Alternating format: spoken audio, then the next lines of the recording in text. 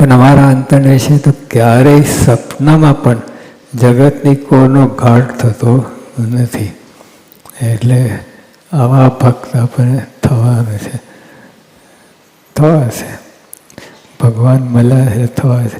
મારી મચેડીને તમે ભ્રમરૂપ કરશે. ભૂત છોડતો નથી, ભગવાન છોડ્યા છે.